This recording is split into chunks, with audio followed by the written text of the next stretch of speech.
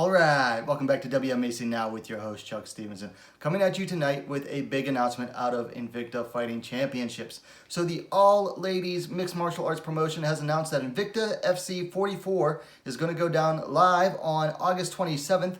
And for the first time since some of their earliest events, it's going to be on pay-per-view. The event is going to be entitled Invicta FC 44, A New Era. And of course it's coming out of Kansas City, Kansas. And I'll go ahead and read off the press release. It says, Invicta Fighting Championships will host a historic night of women's mixed martial arts action for Friday, August 27th. The world's premier combat sports organization for women returns to pay-per-view for the first time in 8 years for Invicta FC 44, A New Era. The event will take place from Memorial Hall in Kansas City and is headlined by 2 championship matchups. A new Invicta FC Strawweight champion will be crowned as top contenders.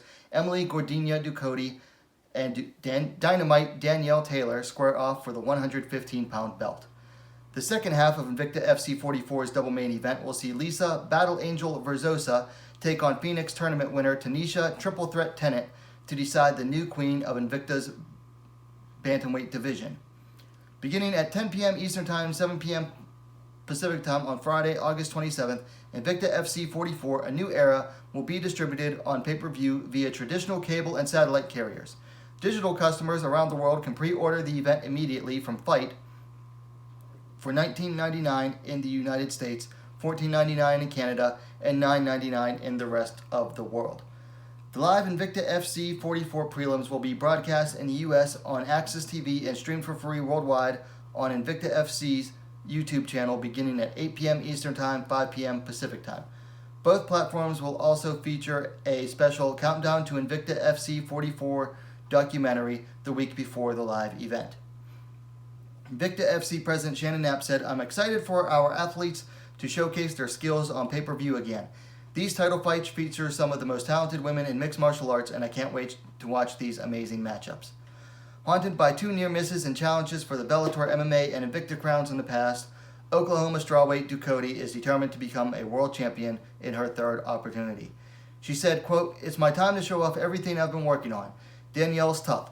We've both fought the best and this is a good matchup, but I will walk through whatever I need to walk through to get this championship. Meanwhile, Taylor, who has beaten contenders including Jessica Aguilar, Jessica Penny, and Sahi Ham, responded, at the end of the day, she has never faced my speed and power. I believe I can stop everything she throws at me and then put her out. They will announce me as a new Invicta Strawweight champion. Portland, Oregon-based Bantamweight Verzosa has spent the majority of her professional career under the Invicta banner, earning her 5th promotional win over Raquel Canuto in her last outing.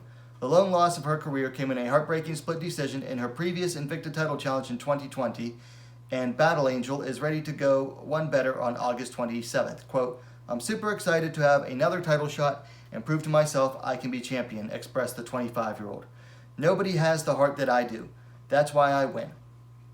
Having earned her title shot by beating 3 opponents one night, New York's Tennant is equally confident. My style of fighting will have her looking like an amateur. She's never been hit like I hit before, end quote. And then it goes on to list the rest of the fighters. So this looks like a pretty good card. I mean, 1, 2, 3, 8 fights in total, 3 prelims, 5 on the pay-per-view. So let's go ahead and take a look at the fights. And from what I can see, minus featherweight, it looks like, oh, there is a featherweight card, excuse me. So I believe this represents every fight that Invicta has a division for.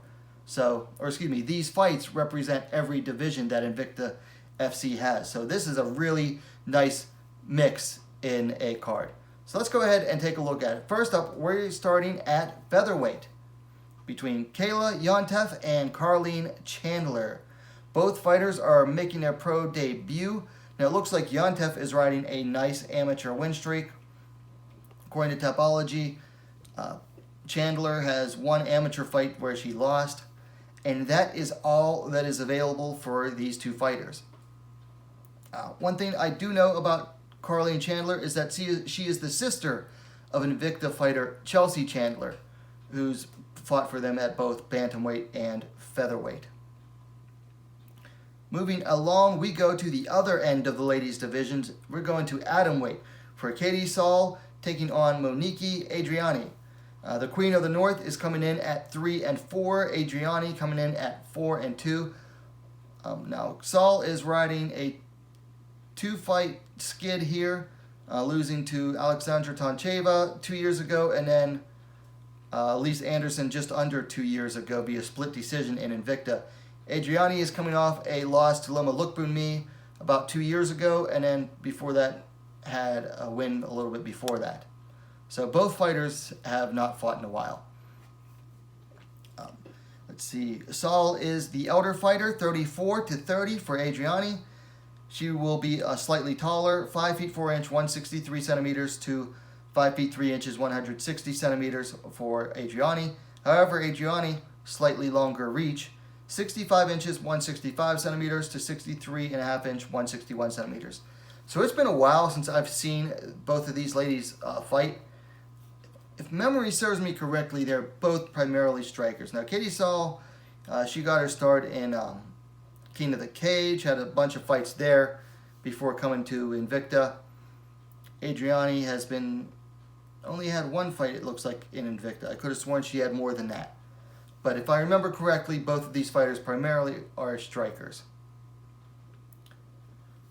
Keeping it going, we are going to Flyweight for Caitlin Ginger Sammons taking on Helen Peralta. Sammons coming in at 3-1, Peralta coming in at 3-2. Both fighters coming in off of a loss preceded by a win. Sammons lost to Stephanie Geltmacher 8 months ago via TKO. Preceded that with a split decision win over Claire Guthrie. Peralta coming in off a split decision loss in CFFC about 2 months ago. Preceded that with a win in Invicta 10 months ago. Peralta is the elder fighter, 33-27. Sammons is the taller fighter, 5'4", 163 centimeters to Peralta's 5'1", 155 centimeters. The reach is equal here, 65 inches, 165 centimeters. So I like watching both of these ladies fight. I know besides MMA, I think Peralta has fought at least once for BKFC. Sammons seems to have fought almost like all but one of her fights for Invicta. She's a bit of a regular there and is a pretty decent fighter as well. I mean, both of these fighters are prospects. Peralta's a little bit on the older side for a prospect, but both of them have some legit skills going into this one. So this should be a fairly even matchup here.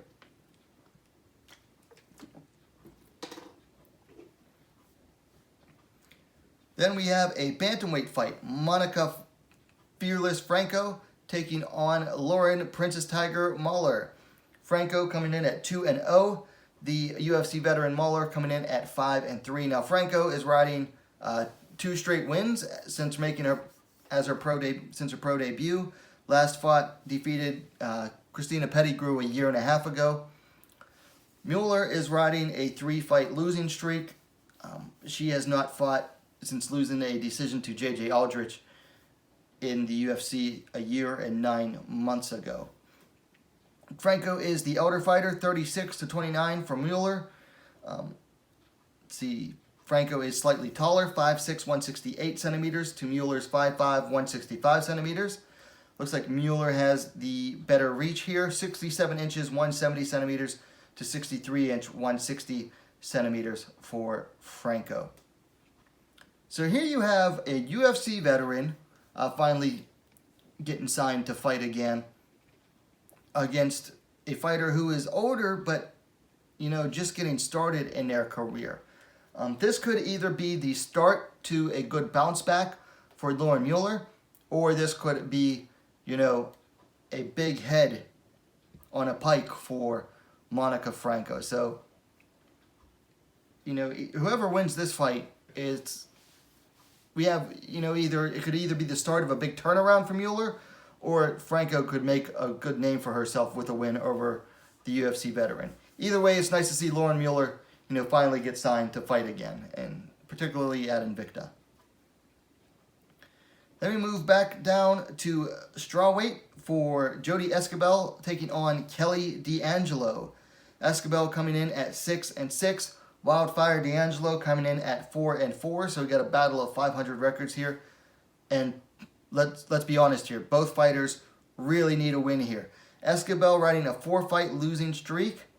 She went 0-4 in the UFC. Most recently lost to Hannah Cifers via decision just under 2 years ago. D'Angelo riding a 2-fight skid, coming off a knockout loss to Loveth Young 6 months ago in LFA. Esquibel elder by 1 year, 35-34 for D'Angelo. D'Angelo was slightly taller, 5'2", 157 centimeters to Esquibel, 5'1", 155 centimeters. Looks like Esquibel has the reach though, 64 inches, 163 centimeters to 63 inches, 160 centimeters for D'Angelo. Okay, so like I said, this is a battle of 500 records. Now Esquibel has somewhat been there and done that in the sport so far. I mean, she's never challenged for a title or anything, but I mean, she's been to the UFC. She's main evented or co-main evented at Invicta. She's seen a lot, whereas D'Angelo is kind of the opposite. Her career, she was never really able to get it going. Neither are at the young point in their careers. This should be a good battle because I'll tell you what, neither fighter really has anything to lose going into this fight, and that tends to make fighters very dangerous. So don't skimp on this one just because of the records on paper here. Then we move right back up to flyweight for Brogan Walker Sanchez taking on Mara Romero Borella. Killer B Sanchez coming in at 6-2. Borella coming in at 11-9. Here's another fight where these fighters need to pick up a win. Sanchez coming in off of 2 straight losses, both in Invicta. Last one was just under a year ago to Aaron Blanchfield via decision. Borella riding 4 straight losses. Most recently lost to Maia Bueno Silva via armbar submission 10 months ago in the UFC. Borella is the elder fighter, 35-33 for Sanchez. Borella is the taller fighter as well, 5'6", 168 centimeters to 5'4", 163 centimeters for Sanchez. And that advantage extends in the reach as well. 69 inches, 175 centimeters for Borella. 67 inches, 170 centimeters for Sanchez. This is another one. Neither of these fighters probably have much of a future left in this sport, but neither of them really want to go out, keep losing. So they could be coming in here and looking to just go all out. So I always say, just because someone has a bad record on paper doesn't mean, they can't put on a good fight. Because some of the best fighters out there have really crappy records. And I don't mean best fighters as in like, oh, they're so great. I mean the best action fighters usually have, sloppy looking records. And having seen Brogan Sanchez fight, she's definitely an action fighter. So don't overlook this one either. Then we move on to the co-main event, Bantamweight Championship. Lisa Battle Angel Verzosa taking on Taneisha Triple Threat Tennant. Verzosa coming in at 6-1. Tennant coming in officially at 3-1. Verzosa coming on off a win over Raquel Canuto via split decision 10 months ago. Preceding that, she had lost a title bid for the vacant title against Yulia Stoyarenko via split decision. Tennant coming in off the loss to Danielle Wolf in the Contender Series 10 months ago. Preceding that, she had won the Invicta Phoenix tournament, defeating Taylor Guardado in the main event about a year and 4 months ago. Tennant's the elder fighter, 32-25 for Verzosa. Tennant coming in with the height advantage here, slight height advantage, 5'7", 170 centimeters to Verzosa's 5'6", 168 centimeters. And Tennant will have the reach advantage as well, 72-inch, 183 centimeters to Verzosa's 68-inch, 173 centimeters. This should make for a good fight. As far as the technique goes, you got to give it to Tennant. Tennant has some nice, crisp striking technique. However, Verzosa is the type of fighter that can really bring this and turn it into a scrap. Also, Verzosa has zero quit in her. I mean, zero quit. If you haven't seen it, go back and watch her fight versus Yulia Stoliarenko. Her face was literally split open down the middle, and she still kept on fighting. One of the bloodiest fights in women's division's history. It was just an awesome fight.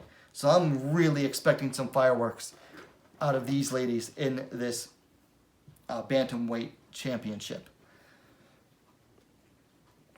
Then we finally take on the main event, vacant Strawweight championship. Emily Gordina Ducote taking on Dynamite Danielle Taylor. Ducote coming in at 9-6. Taylor coming in 11-5. Both are coming in off of wins, preceded by losses. Ducote coming in off a win over Juliana Lima a year ago, preceded by a loss to Kanako Murata. Taylor coming in off a win over Jessica Aguilar 8 months ago, preceded by a loss to Juliana Lima 2 years ago. Let's see. Taylor's the elder fighter, 31-27 for Ducote. Ducote, a little bit taller, 5 feet 2 inch, 157 centimeters to 5'0", 152 centimeters for Taylor. They both have the same reach, however, 64 inches, 163 centimeters. So,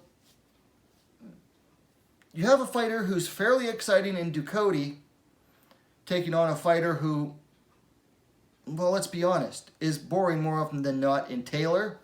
So this could go either to the really exciting end, or this could go to the really boring end. I have a hard time getting excited for any Danielle Taylor fight, I'm not going to lie. I mean, she's an alright fighter.